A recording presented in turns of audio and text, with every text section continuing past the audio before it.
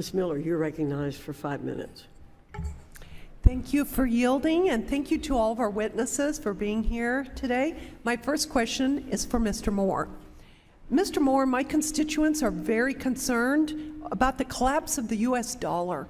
How do you think President Biden's proposal to spend $82.2 trillion over the next 10 years, including $2.5 trillion in new mandatory spending, is going to impact the dollar in the long run?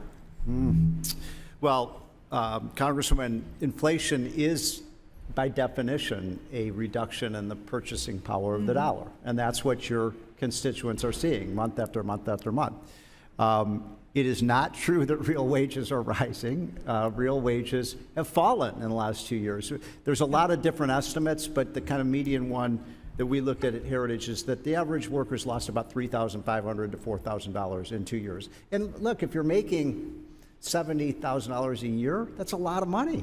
That's a lot of money that people are losing because of, and I think the inflation is a direct result. It's like the sun rising in the east and setting in the west. If you spend $6 trillion you don't have, you're going to get inflation, right? We predicted it would happen, and it did happen. It went up to 9.1% in the summer of 2020. Fortunately, it's come down to 6%. I think it's going to continue to drift down, but the damage has really been done. So there's been long-lasting negative effects to this $6 trillion spending spree. We will, in my opinion, Congresswoman, be spending decades to undo the damage that has been done in the last 2 years. We need to add the study of economics into our required courses. Maybe that'll help us there. Thank you. Could you tell us how President Biden's reckless spending and foreign policy incompetence could lead to the Chinese currency replacing the U.S. dollar as the world's reserve currency? I'll answer your question this way. I think I would love it if every decision that you made here in Congress on both sides of the aisle was about how do we make the United States and the American workers the most competitive in the world. We all agree in this room we want the American workers to be the highest paid workers in the world and the most skilled workers. Frankly, we're not taking competitiveness seriously right now as a country. When you run $6 trillion of debt, do you think that makes America more competitive? Obviously, no. When you dismantle a lot of American energy, we get 75% of our energy, folks, from fossil fuels, oil, gas, and coal. That's how we provide the power that keeps our trucks running and our factories running.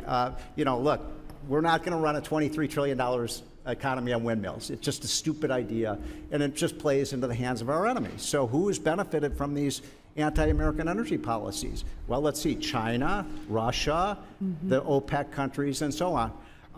So one of my frustrations, having worked in the Trump administration, the last 6 months, I mean, there's been, look, the last 6 months that Trump was in office, the economy grew by 11%. The economy was booming.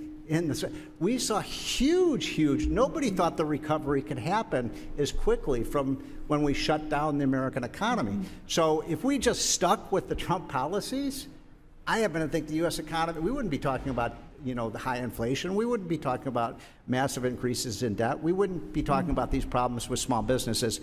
So the policies worked that we put in place in Trump. I'm a little biased. I helped put those in place. But as I said, earlier, we had the best economy ever right before COVID. And we've got to get back to the things that work. If the Chinese currency does replace the U.S. dollar, what kind of risks are we looking at?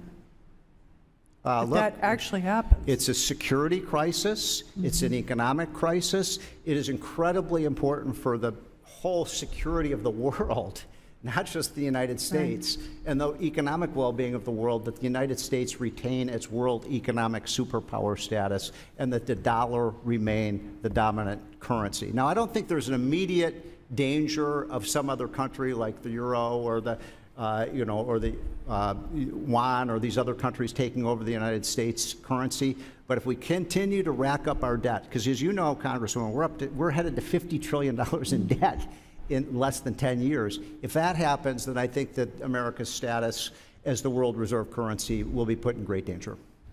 Thank you. And moving on, Mr. Spear, given the workforce challenges your industry is facing, can you offer any specific ideas or suggestions this committee and Congress might consider that would make the workforce development system and overall pipeline for the next generation of American workers more efficient for them and their employers?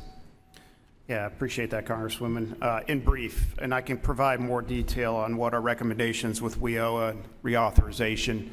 Let's try to turn COVID into something a little more positive. This is a global pandemic. None of us have ever experienced it.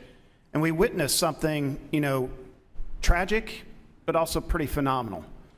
We saw a lot of sectors of our workforce come together and support our economy, got us through the pandemic. Isolate those. Work with your other fellow committees to understand what segments of our workforce really contributed when it mattered most. I'm pretty darn proud of our 3.8 million drivers getting into their cabs, getting the food, the toilet paper where it needed to be, but also the vaccines, the PPE, the test kits. We did all of that. And it's a remarkable contribution. If you look at the nurses, the doctors, the EMTs, the people that went to people's doors and helped them get to the hospital and get the care they needed, these are segments of our workforce that contributed when it mattered most. We need to identify them and reward and incentivize them. I'm going to have to ask you to wrap it up, Ms. Miller, because your time is over. Okay, thank you, and I yield back. Mr. Courtney.